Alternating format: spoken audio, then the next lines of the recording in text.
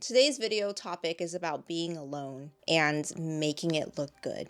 When I was in fourth grade, I moved to a new school and I was the new kid. Everybody had their established friend group. I had no friends, like the first day of school, I was the new girl and I had no friends.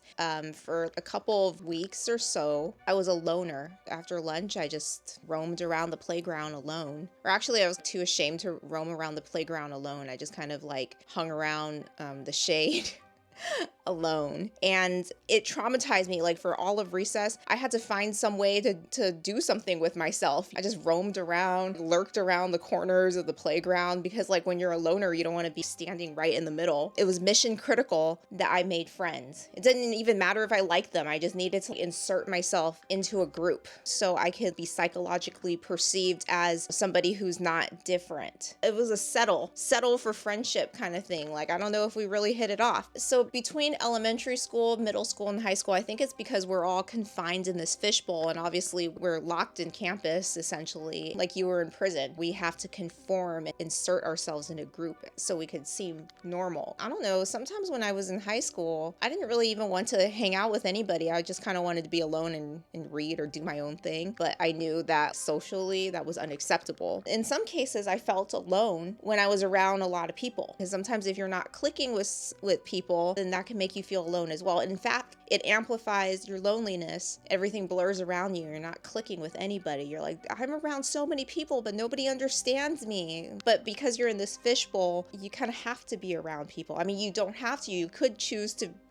be a lone wolf, to be a loner, but then your counselors are going to probably have to call you in and ask you if you have any issues at home mentally, because they want to make sure you're not gonna, I don't know, give into, you don't have any urges and you don't want to give into your urges. I can't say much about it because YouTube. When I got to college, all bets were off. It was a big campus. Not everybody knows your name, and it was the city. And on my dorm floor, I had no problem if my schedule didn't align with someone. I had no problem going down to the dining halls and just eating alone. There was a long table, and I would just park myself at the end of the table next to a window, and I would just eat alone. Or I would just find a two-seater, and I would just eat alone there. And I found it very liberating and refreshing. Sometimes you just want to appreciate the sound of silence, or sometimes you don't feel like making small talk. Sometimes making small talk is actually really exhausting. You just want to focus on your book or focus on the food you're eating. Unfortunately, when you're a girl eating alone, some guys might approach you. You do leave the window open for some dude to approach you, and they wanted to, I don't know, hit on you and then correct you. Sometimes they don't like the movie you like, and then they want to correct you about why you shouldn't like this movie. And he's like, actually, you're wrong. Then you get into a fight, as you would. Then your dinner has been ruined. These film snobs are the most annoying people on earth. Can't a girl just eat her fettuccine alfredo in peace without having to get into a debate on Kill Bill? You've soured my dinner. Okay, I just want to say that Kill Bill is still a great movie, and if you don't like it, then you could suck it! Just because you're alone doesn't mean you're itching for company. You're alone because you want to be alone, okay? You want to enjoy the serenity and peace and silence. Some people can't get it in their mind that you want to be alone, so they'll try to talk you up. And you don't really want to talk, not because you're snobby, but because you just want to enjoy your meal in peace, or you just want to read your book in peace. I don't know how to shut them down. I don't know how to say, I just want to be alone. I don't really want to talk. I just want to be alone. Because if I said that, I would sound like a real bitch. Sometimes when some people ask me random questions about my life and I don't want to divulge details about my life, I would just lie. Once I told somebody that I was a medieval studies major. I was working on a master's of medieval studies. I'll just start talking about wheat harvests in medieval Europe. That's what I'm trying to get a PhD in.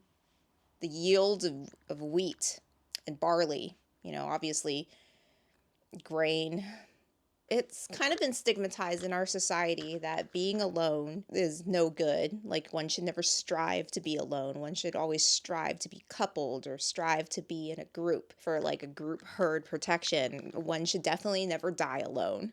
I don't know how true that is. One of the things I like watching, those lifestyle vlogs where you have like a single girl in the city living alone, lives in a very aesthetic, very beautiful apartment. A Day in My Life in NYC, Live Alone Diaries in NYC. Usually the main city is New York City. I prefer to watch it in an Asian country, specifically Seoul or Tokyo. I like to look at the interior design of other women, I guess. I like to look at the interior design of somebody's apartment. I like the cosmopolitan feel of it. It has the same kind of cozy cinematic feeling as if you're the main character in a 90s and early 2000s rom-com. But this is living alone in the city. It's a life I've always wanted in my 20s, but never had, because in my 20s, I lived with my parents. And I'm pretty sure all their viewers are those who also live with their parents. I mean, with housing costs nowadays, with the cost of rent also rising, the chances of you living alone on a single salary in the city, you're gonna need some roommates. You will most likely have a roommate in the city. If you're not in the city, you're probably living with your parents. You're probably occupying those boomers. So now I feel watching a lifestyle vlog of somebody living alone, what a luxury, especially if it's a high-rise apartment with windows, with actual windows. And then 3 years or so, I've noticed that people have been adding to their titles, I have no friends at 27, or I have no friends and I live alone. What great strategy. So that's what we're going to talk about today, the romanticization of having no friends and living alone. My name is Teresa, and this is the monetization of loneliness. I believe in 2023, everybody was talking about the loneliness epidemic. There was like a variety of reasons, and I feel like they all work on one another to make somebody feel lonely. The gradual dwindling away of third spaces, the prominence of technology in our lives, that we could lose hours to an infinite scroll. A lot of changes that is here to make our lives more convenient has also isolated us from many social interactions when you think about it. When you would go to the grocery store to buy something and maybe you'll have a chat with the cashier or maybe somebody you meet down the aisle, now you can just have that grocery delivered. I've been in some Ubers in my time. It's funny because you're in a car with a stranger. Depending on how long your trip is, you could be in that car for like an hour. Some drivers are talkative, but some are not talkative. They're just doing a job. And sometimes you don't feel like talking because you're like really nervous. You need to get to the airport, running late. You could literally be in the same car with somebody without saying more than 5 words. Hello, thank you. Your lives have crossed and you're both in this car for an hour sometimes. If I were to see the same Uber driver again, I wouldn't even know it was the same person. They don't talk to me, I don't talk to them. Connected to rider support. So sing your heart out. We can't hear you. Don't you think it's also strange, like in terms of parasocial relationships? I probably developed some parasocial relationship with some YouTubers I watched, and they have no idea who I am. And I don't know, maybe you've developed a parasocial relationship with me, and I have no idea who you are. Sometimes I'm out and about, and then I see somebody like looking at me a little more closely, and I don't know if it's just because I have a funny look on my face, or they're trying to like piece together, where have I seen her? She looks familiar to me, but at the same time, why is her skin so bad? Like, she wouldn't stop looking at me. I was trying to eat my sandwich here, and then she was off to the side right here, and she's like, it came to a point where I just wanted to stop eating. Are you looking at me? I don't see anybody here. What are you looking at? You could be around people and you could also feel lonely. Your life and somebody else's life can intersect. You can have no impression, make no mark, make no difference in their lives. Midway during my sophomore year of college, I switched roommates. Wasn't getting along with the first roommate, so we had to change our living situation. We went from friends to roommates. Never live with your friends, that's for sure. Never live with your friends if you want to keep the friendship. The other roommate was a stranger, and that was like the best. That was one of the best roommates of my life, in that we had completely different schedules. Like, I had the dorm to myself, and she'll come in occasionally to sleep. We were just polite with each other because we were strangers, but we never bonded. And I remember her first name, but I don't remember for the life of me her last name. So we were to pass each other on the street. I will not recognize her, and she will not recognize me. We had like completely different schedules, and we only saw each other when it was time to go to sleep. Don't you think that's wild? Like, the sense of isolation and alienation can still still happen to you even when you're living with people. I will remember the roommate I had that I didn't get along with for the rest of my life. That was a traumatizing incident. I will always remember the smell of cup of noodles because she had some leftover soup from cup of noodles and then she kept it in her desk drawer and she never threw it out until she moved out. And by the way, not to sound petty or anything, but we both paid for this fridge, and when she moved out, she took the fridge. Where's my compensation? I wasn't even asked, like, can I have this fridge? She just took it, and I paid for half of it. Okay, if she was gonna use it, then why didn't she put her leftover garbage soup inside the fridge at least? But she kept it on her desk. I don't even want to get into this. Let's just say that girl left an impression on me, not a good impression. Then the roommate that moved in, she was one of my best roommates in that we never really talked to each other. We were strangers. There was already a boundary, and we never overstepped our boundaries. As a result, I don't even recognize her face. I don't think she even told me her last name. I was literally living with somebody whose last name I didn't know. Speaking of roommates, this is why live alone diaries, or just the romanticization of living alone, speaks to so many people. During the pandemic, I'm pretty sure some of you have had some nightmare living situation. I'm pretty sure. I want to hear your stories. What kind of living situation were you living in during the pandemic? Who were you living with? And how did they annoy you? At that time when everything shut down, I was more of an introvert. So I was completely okay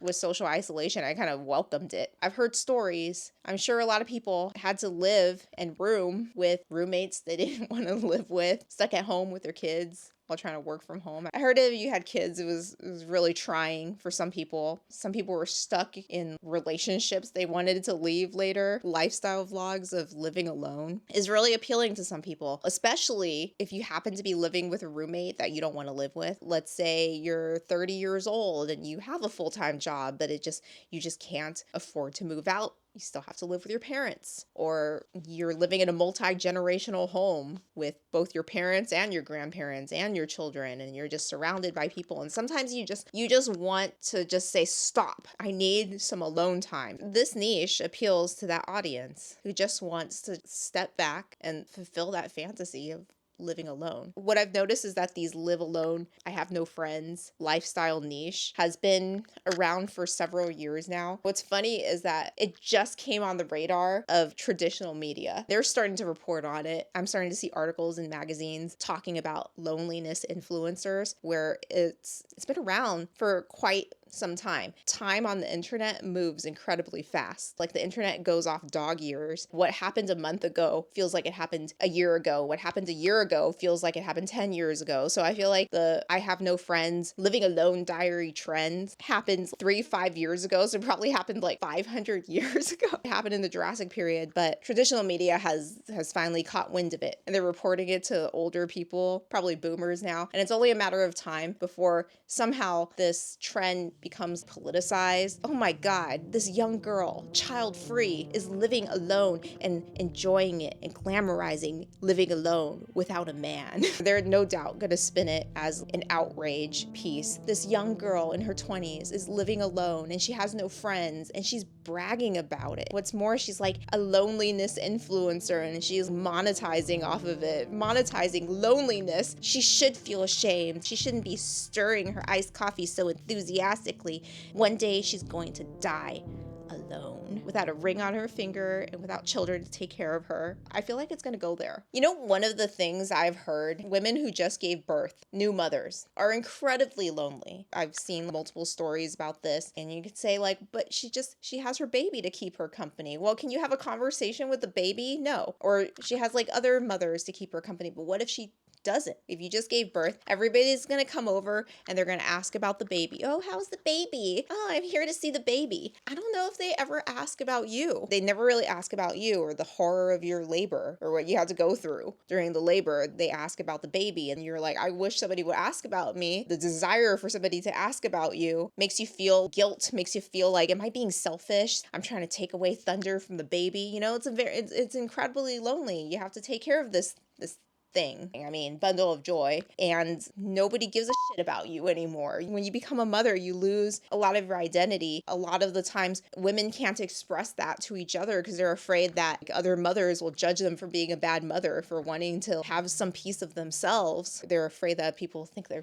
being selfish. You know, you could be around people and you could also feel lonely. Next time you go to like a baby shower, just ask about how the mother is. Is it safe to broadcast on the internet that you are a single female, a young, single, attractive female living alone in the big city? Honestly, I do feel a little scared for them because, you know, people are really good stalkers. Knowing that if you forget to blur out the scene outside your window, the street outside your window, or if you're doing spend the day with me as I go shopping around my neighborhood and then you show the landmarks of your neighborhood, that if you have a obsessed stalker, they'll be able to armchair detective and piece together where you actually live. In fact, I feel like that happened to, I used to watch Best Dressed. She was one of my favorite YouTubers. I used to watch her for like fashion. A stalker through. Hi.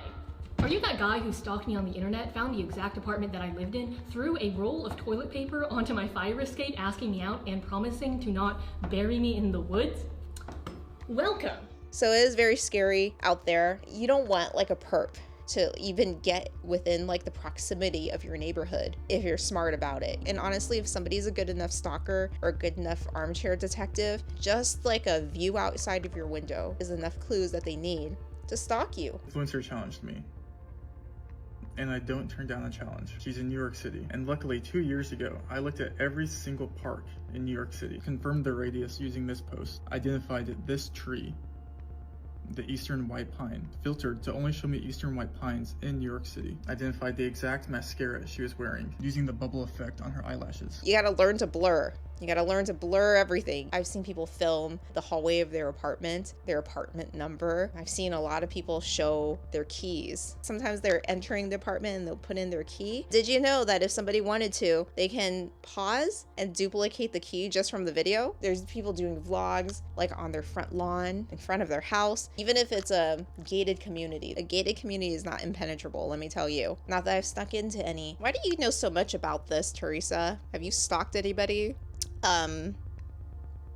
Yes, solitude has now become a sellable brand, and solitude and loneliness has now become monetizable. Some of you will find that despicable. Nothing is sacred. Even loneliness is monetized. You can make a lifestyle vlog, title it "Spend the Day with Me in My Apartment Vlog." Barely break 1,000 views if you add in the keywords, right? The keywords that the algorithm really likes. If you add in no friends at 27, no friends at 37. I feel like the older you are, the more likely somebody might tune in this case. You would think like, oh, somebody wants to only tune in to somebody young. The older you are, it highlights your patheticness. Like, why is this person at 47 eating alone with no friends, looking so sad? I have to click on it. Social isolation is now a bankable way to start a new brand. The first person into this loneliness content is probably somebody who's actually lonely. As the genre evolves, it's more of like an aesthetic vlog of somebody doing something alone. But then you just add no friends. You accidentally become a loneliness influencer. What audience does it appeal to? Fellow lonely people who want to see some assurance that not all is lost. You can still live your best life even if you are alone. And I really do believe that you could live your best life even if you are alone. And sometimes, in many cases, you might have escaped a bullet, because sometimes surrounding yourself with people is not the best solution. You could be incredibly lonely in a party. All my diaries from high school is like, I feel incredibly lonely despite being around people. Another audience